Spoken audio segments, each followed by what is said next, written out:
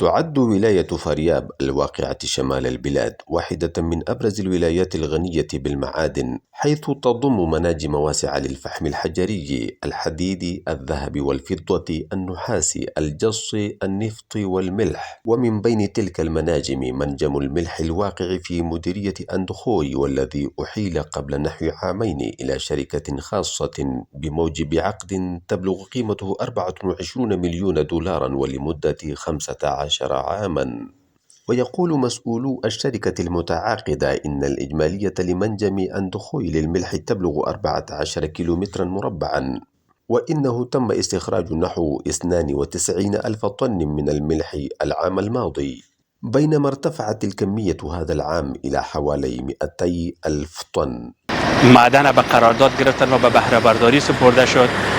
همزمان تم توقيع عقد هذا المنجم وهو جاهز للاستثمار، كما بدأت أعمال التنظيف والتهيئة، لأن هذا المعدن يتكون من 3 بحيرات ملحية، أندخوي وميمنة ودرزاب. كانت هذه البحيرات في السابق مملوءة تماما بالعيون المائية، وكان الملح فيها ضعيف الجودة، لكن الشركة تمكنت باستخدام الآلات الحديثة من بدء أعمال التنظيف والتطوير، وقد بلغ إنتاج الملح في عام 2024 نحو 92 ألف طن، وبعد استكمال عملية التنظيف تضاعفت طاقة المعدن في عام 2025. استخراج کردیم ظرفیت معدن به دو تن رفته. وفي ظل ارتفاع نسبة البطالة في البلاد، يعمل حاليا في منجم ملح أندخوي نحو 1200 عامل، ويعرب العمال عن رضاهم بالعمل في المنجم، لكنهم يطالبون بزيادة فرص العمل لعدد أكبر من السكان. نعمل هنا، إنه مكان رائع، بيئة عملنا جيدة مقارنة بغيرها. أنا سعيد بالعمل في هذا المعدن، فرواتبنا تدفع في وقتها وكل الأمور على ما يرام، ومسرورون بوجود فرصة عمل مناسب.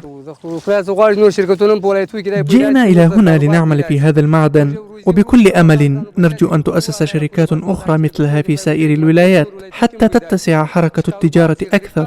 نحن نحصل على لقمة عيشنا هنا ونعيل بهذا العمل أسرنا، ونرجو أن تزداد مثل هذه الشركات، فالمعادن موجودة في ولايات أخرى، ولو توفرت فرص العمل في البلد فلن نحتاج إلى الذهاب إلى إيران أو إلى دول أخرى، واستقر الوضع الأمني ولله الحمد. وما نتمناه هو أن تنشأ المزيد من الشركات لتتوفر فرص العمل لمئات الأشخاص كما فعلت هذه الشركة.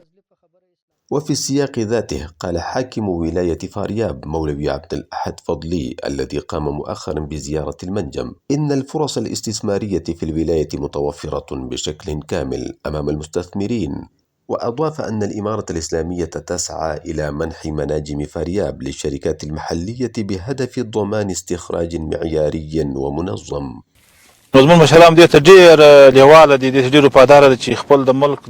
قادتنا حريصون على دعم بلادهم والتجار فيها، ويسعون لمساعدة تجار الداخل، لأن رأس مال البلد في الأغلب يقوم على التجار، ونؤكد على أننا متعاونون معهم تعاونا كاملا.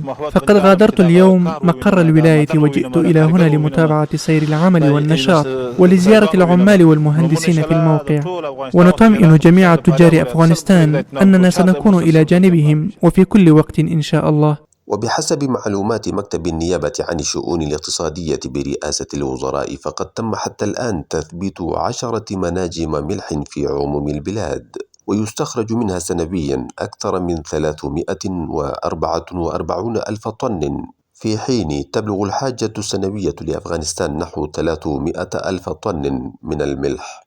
وأضافت النيابة أن هناك حاليا 53 مصنعا لمعالجة وتصفية الملح تعمل داخل البلاد، وأن استيراد أي نوع من الملح منع بشكل كامل.